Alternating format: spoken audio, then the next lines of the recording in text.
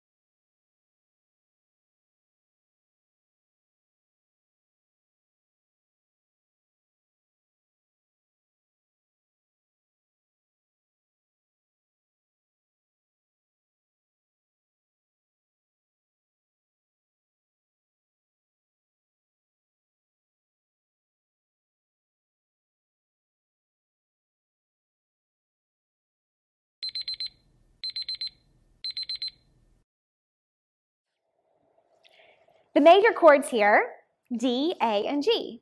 G and A are next to each other in the alphabet. So the key of this song, it's D major. As a follow-up, what does the A over C sharp chord mean? It's called a slash chord or an inversion. It indicates a particular way to sound the A major chord. Here, the C sharp would be the lowest note in the A chord since we're given A over C sharp. If that's confusing right now though, just ignore the slash note. Just focus on the A major chord. A common misconception when deciphering chord charts or trying to use your own ear to figure out the chord progression is that the first chord you hear will identify your key for you. This is because it's actually quite common to have your first chord in the song be home base in the key. But just know, this is not always the case. Take a look at one more example. Open that PDF file that's connected to this video and find the chart for the song, All I Have Is Christ. Take a minute to look closely at the chords utilized. What key is this song in?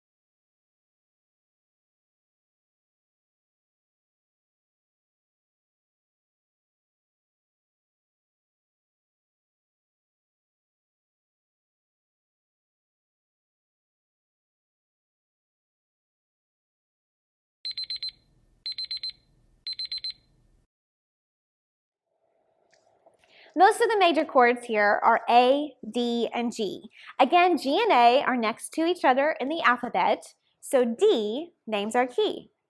Is this the first or last chord in the song? No. This could lead us to assume that the song is in A, which is a closely related key to D major, but this song is in D major. Now, we're going to work a bit backwards here. Let's consider the music theory behind this easy shorthand rule. A key indicates a scale. At its most basic, the key of a song really tells us the scale that's being used. And the scale is the particular pattern of pitches that guides which notes will appear in the song and how they will work or function in that song. Almost all of the songs we sing in worship belong to a major key and scale, although occasionally you will encounter a song in a minor key. But, for instance, in C major, the scale is C, D, E, F, G, A, B, C. As you can see from the keyboard, there are white keys and black keys. Each key represents a note, and one note next to the other, white or black, is a half step. So C to the very next black note, which we might refer to as C sharp or D flat, is a half step. The sharp sign indicates that you've raised that lower pitch up a half step, and the flat sign indicates that you've lowered that pitch down a half step. Two half steps next to each other is a whole step. So C to the very next white note, D, is a whole step. In some cases, there are no half steps in between some of the white notes. Do you see which ones? E to F and B to C. Those are half steps, even though they are two white notes, because there's no black note in between them. Now, to create a major scale, which identifies the pitches for a major key, there's a particular pattern of whole steps and half steps. Whole, whole, half, whole, whole, whole, half. Using this pattern, you could figure out any major scale using these steps. First, decide which key you need to determine. Then write out all the note letters in order. Follow the order of the alphabet and don't skip or repeat any letter names. And finally, using that pattern, whole, whole, half, whole, whole, whole, half, add any sharps or flats to those notes to indicate the necessary steps. Let's practice. Consider the scale for the key of G major. Step 1, write out all the letter names in order, starting on G and ending on G. Now remember, don't skip any letter names and don't repeat any either. Step 2, follow the pattern of whole steps and half steps to see if any accidentals need to be added. So let's walk through them. G to A, whole step. A to B, whole step. B to C, half step. C to D is a whole. D to E is a whole. E to F sharp is a whole. And yes, it would be F sharp and not G flat because we can't skip any letter names or repeat them. And finally, F sharp to G is a half. That's our major scale, meaning those are the pitches that will naturally occur in G major. Let's practice some more. Consider the scale for the key of F major.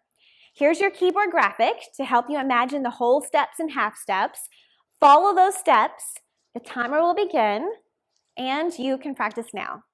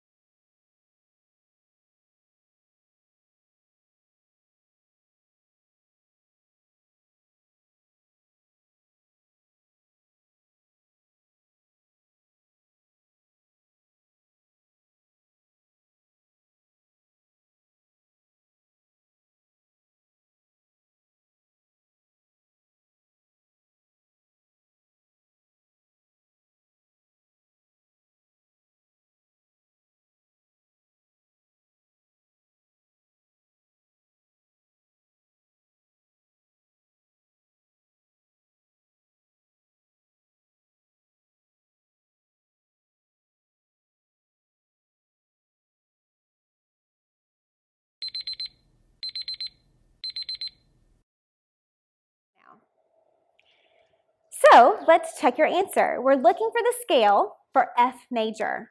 Our letter names are F, G, A, B, C, D, E, F. Using our pattern of whole steps and half steps, whole, whole, half, whole, whole, whole, half, we realize that we need a B flat. not a B. The scale is then F, G, A, B flat, C, D, E, F. This creates that half step from A to B flat. Let's do one more example. This is slightly more challenging. E flat major. Here's your keyboard graphic to help you imagine the whole steps and half steps. Follow those steps and the timer will begin. You can practice now.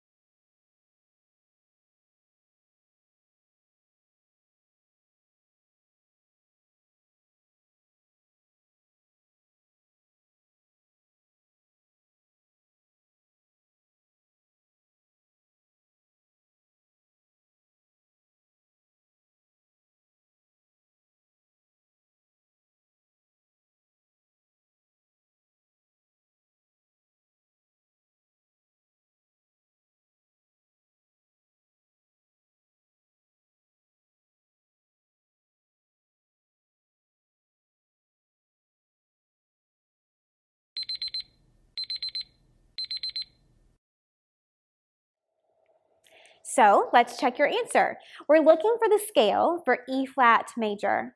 Our letter names are E flat, F, G, A, B, C, D, E flat. Using our pattern of whole steps and half steps, whole, whole, half, whole, whole, whole, half, we realized that we need a few alterations. We need an A flat and a B flat. So the scale is E flat, F, G, A flat, B flat, C, D, E flat. This creates a half step from G to A flat and a whole step from A flat to B flat so that we can follow our pattern throughout. Once we know how to build scales, we can build the chords we'll need to perform a song, especially when we're playing from a chord chart or a lead sheet, as many worship bands do. As I mentioned, most modern worship songs are in major keys, and they mostly use a combination of major and minor chords. Most of these chords include 3 notes that sound together, and we call them triads because they are 3-note chords. How are these triad chords structured? The first note of the chord is the root. It gives the chord its name. For instance, a C major chord's first note is C. That's the root. We then add a third and a fifth from this root. So think of these as skips in the alphabet. So if C is the root, and E will be the third because it's a skip up from C. From E, skip up, G will be your fifth. Or you might think of G as being 5 steps up from C, which was the root, C, D, E, F, G, that's 5. Recall that this is the C major scale, C, D, E, F, G, A, B, C. With our knowledge of how triad chords are structured, and because we know the pitches that belong to the key of C major, since this is its scale, we can determine that these are the chords that belong to C major. Notice how for each note in the scale, we've built a chord on that root. So when C is the root, E and G are the third and fifth. When D is the root, F and A are the third and fifth, and so on. You can follow this process for each member of the scale in all major keys. You need to recall, though, that you'll have to follow the proper scale. So for instance, let's spell all the triad chords in G major. You'll find them listed here for you. Notice here that each time an F should appear in the chord, it's actually an F sharp because F sharp, not F, belongs to the G major scale and key. We have to keep in mind the actual pitches in each key, the ones that would spell the scale when we're constructing the triad chords for that key. At this point, we haven't determined which chords are major and which ones are minor. There are 2 straightforward methods to help us construct the major or minor chords that will belong to our major key. The first method says this: the main difference between a major and a minor chord is the third of the chord. When taking this route, first build a major chord on your root. You'll simply follow the steps that we've discussed. To begin by building the scale, follow the proper pattern of half steps and whole steps so that you know which pitches will belong to that scale, and build your major chord on the root. For instance, C major chord is C, E, G. That's the root, third, and fifth. And those are the pitches that belong to C major. Do you need to spell C minor instead? Once you know the major chord, simply lower the third by a half step to turn that major chord into a minor chord. The keyboard picture is the easiest way to visualize this. C major is spelled C, E, G. To spell C minor, simply lower the third by one half step. This means C minor is spelled C, E flat, G. When lowering the third, you won't ever change that letter name. So try it. Follow this method and change the major chord to the minor chord. With this example, your timer will begin. Change E major to E minor.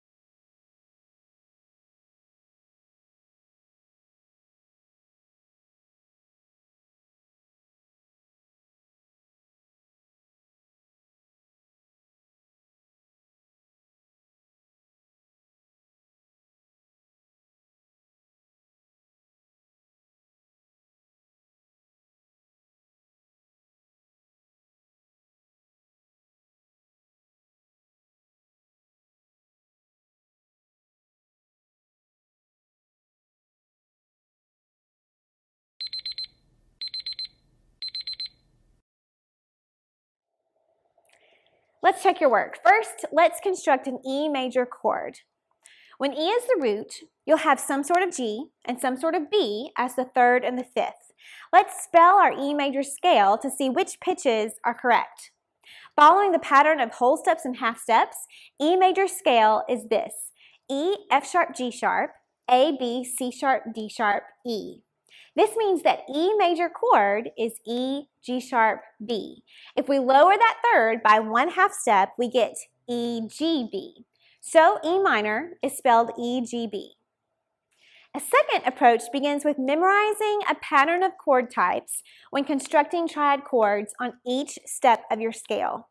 It's often helpful to know the notes of a scale by their number, as indicated here. So for C major scale, you'd number the members of the scale like this. We can refer to the triad chords built on these notes by their number. Now what's really helpful here is that on each member of the major scale, when you build a chord, you always get a particular chord type.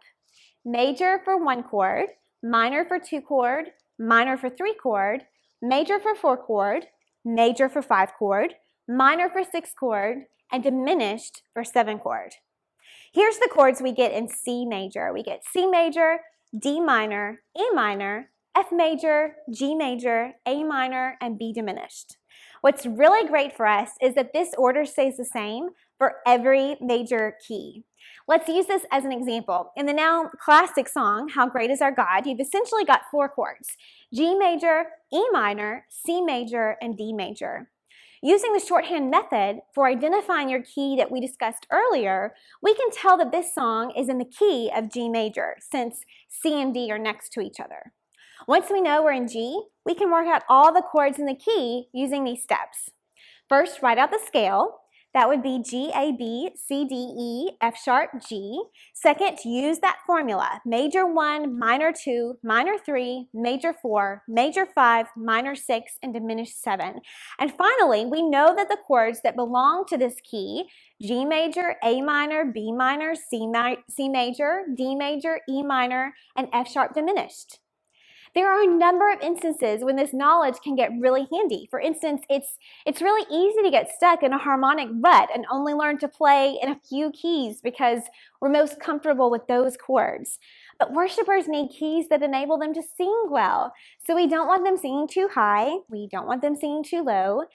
And unfortunately for us, this means that we won't often follow the key that's on the recording or in the published sheet music. Why is that? Because worship artists are notorious for singing either way higher or way lower than most singers you'll find in your church. So we need to transpose. And once we know the particular chords used in a key, once we know what numbers in the scale are used, then we can go to another key pretty easily. Let's look again at that classic song, How Great Is Our God. That song uses major 1, major 4, major 5, and minor 6 chords. So what if, though, instead of playing a G major, we need to play an E major? Write out your scale. E major is E, F sharp, G sharp, A, B, C sharp, D sharp, E. In E major, major 1 is E major, major 4 is A major, major 5 is B major, and minor 6 is C sharp minor. This knowledge will allow you to easily transpose the chart to E major and then play the chords in that key.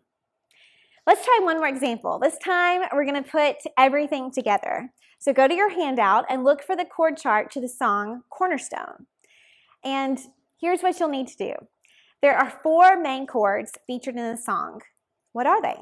Once you've identified these chords, determine which major key Cornerstone is in. When thinking of the major scale for this key, consider how would you label these chords with numbers?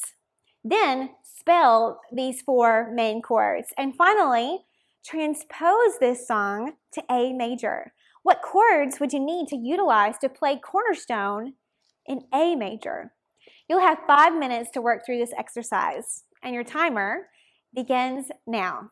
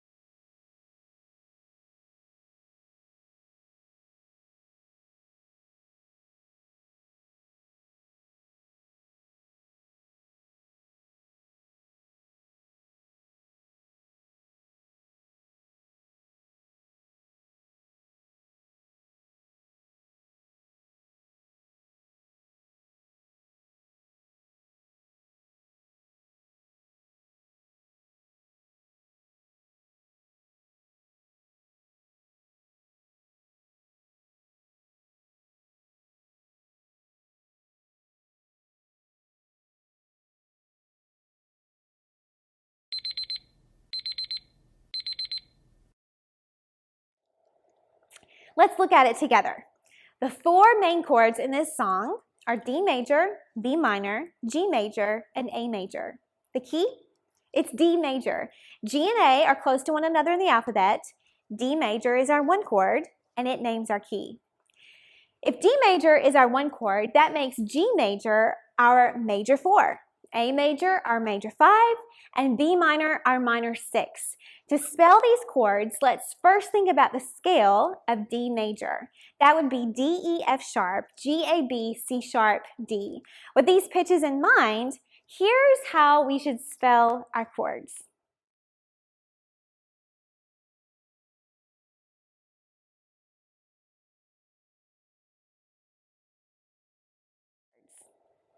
Now finally, what if you needed to transpose this to A major? You know you need your major 1, major 4, and major 5, and your minor 6 chords.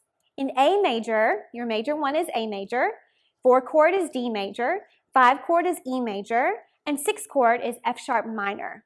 And here's how you'd spell those chords based on the A major scale.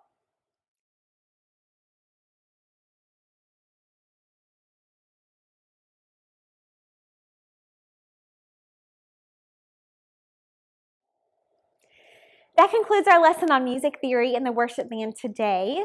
I hope you'll consider these basics and that they support your playing, performing, worship leading, and your music making. This is only a start when it comes to thinking about harmony, chords, keys, and scales, and these essentials will give you a good foundation. We'd love to hear your thoughts, commentary, questions on this. How has music theory knowledge helped you as a worshiper or as a worship leader? What other points should the worship leader pay attention to when it comes to theory and the worship band? Let us know what you're thinking on social media and use the hashtag Animate21. You can also email us at cwa@samford.edu. We'd love to hear your thoughts. All the best in your music making, worship leading, and ministry. For the good of the church, for the glory of God. Amen.